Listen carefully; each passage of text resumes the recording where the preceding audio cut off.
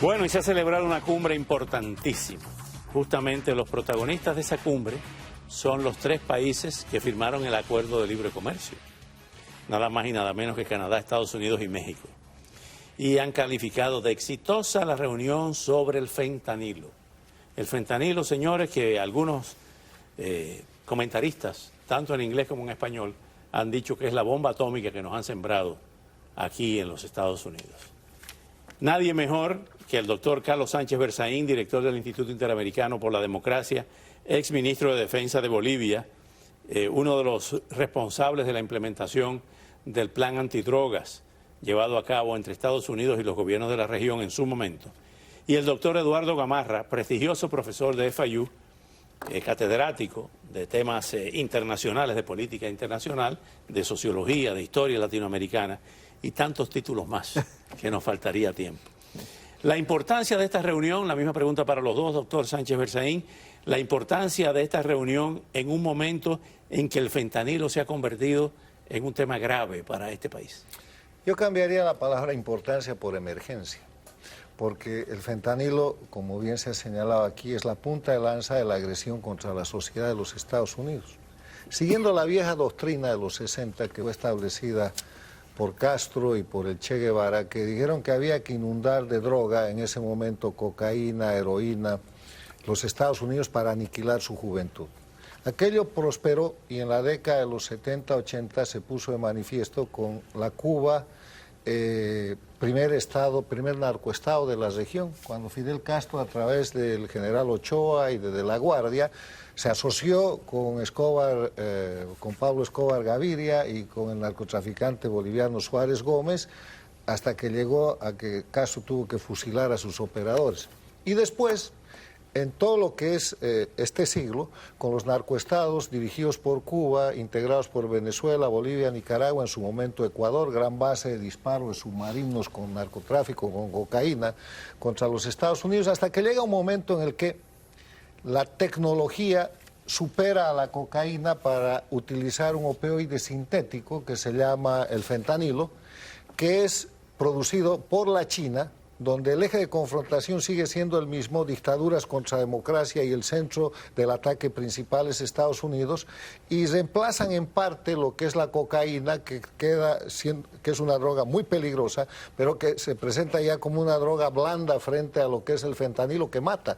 El fentanilo ha matado en el año 2022 cerca de 100.000 ciudadanos americanos, y eso es muy grave. Entonces, esta no es una reunión importante, es una reunión de emergencia que tiene que hacerles recordar no solamente a Estados Unidos, a México y a Canadá, que la lucha contra el narcotráfico es un elemento esencial de la defensa de la libertad y la democracia y que no debían abandonarla como la han abandonado. El único esfuerzo serio, el último esfuerzo serio de lucha contra el narcotráfico ha sido el Plan Colombia, pero no hay más. Y eso se ha reemplazado con una tolerancia a las dictaduras que son narcoestados, Cuba, Venezuela, Bolivia y Nicaragua, y con una tolerancia a la dictadura china que a través de México está metiendo el fentanilo. Ahora bien, doctor Gamarra, en el caso, por ejemplo, tenemos unas cifras verdaderamente alarmantes. Dice que México está presumiendo de haber desmantelado casi 2.000 narcolaboratorios, pero antes decía que ahí no se fabricaba el fentanilo, que eran de China y en Estados Unidos, que los laboratorios estaban en Estados Unidos. ¿Qué cree que hizo variar la narrativa de López Obrador y del gobierno de México? Bueno, no para dar una explicación tan larga como la de Carlos, porque fue importante situarla. Pero creo que acá hay que entender también que este fenómeno no es unicausal. Acá hay varias causas y una es la relación que ha tenido México con el crecimiento de una cultura relacionada a los opiatos y sobre todo a la heroína, pero antes de eso a una industria creada localmente, que es la industria particularmente de pastillas como el Percocet. Y la Florida fue un punto central de lo que en inglés se llamaban pill mills. Todo ese fenómeno, yo creo que conjuga perfectamente bien con lo que dijo Carlos, pero tenemos en este momento una importancia enorme.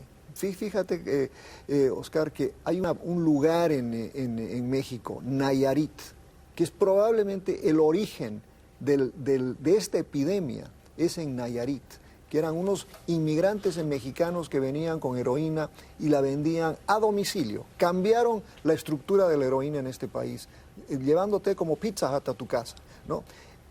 Ahora están utilizando las redes sociales, absolutamente. el Internet. Entonces lo que tienes es yo diría una compilación de explicaciones, y dentro de eso, por supuesto, nos hemos olvidado de mencionar la importancia que ha venido a tomar la China.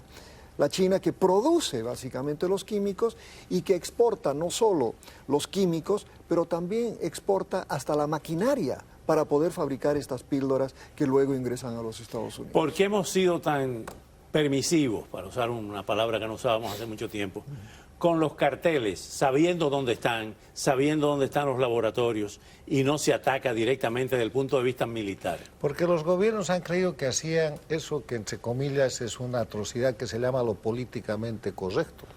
Hay que ver a López Obrador en México diciendo abrazos y no balazos. Ha convertido varios estados de la Federación Mexicana en narcoestados, y eso es una amenaza para Estados Unidos y para el mundo. En el tema de la guerra cultural que supone el narcotráfico, pues ha avanzado muchísimo, al punto en que las películas y las novelas más importantes de América Latina tienen que ver con el narcotráfico, donde el narcotraficante es el bueno de la película, es el que termina ganando.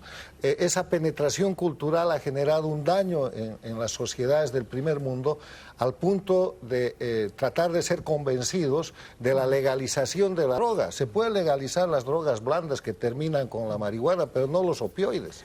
Pero ¿estamos perdiendo la guerra contra las drogas? Ya la perdimos, ¿no? Ya la perdimos. Es decir, tenemos hoy más cocaína que ingresa a los Estados Unidos que cuando Pablo Escobar, más heroína que a principios de los años 70. Estamos pasando por la peor crisis. ¿Qué hacer? En un primer plano, educación. Yo volvería a la pregunta que tú hiciste, porque yo discrepo con Carlos en algo. México, bajo Felipe Calderón, ¿no?, tuvo más de 60.000 muertes. Ahora, con este presidente... Fracasó esa política de confrontación. Exacto, pero no es porque la confrontación per se sea mala, sino es cómo se llevó adelante esa lucha. Yo no estoy planteando confrontación, estoy planteando volver a la lucha contra el narcotráfico, que es la lucha contra el crimen. Tenemos que seguir en otro programa con este tema tan importante. En instantes, Israel aprobó una controvertida ley que le quita poderes a la Corte Suprema en medio de masivas protestas. Al regreso analizaremos estas implicaciones y estas protestas.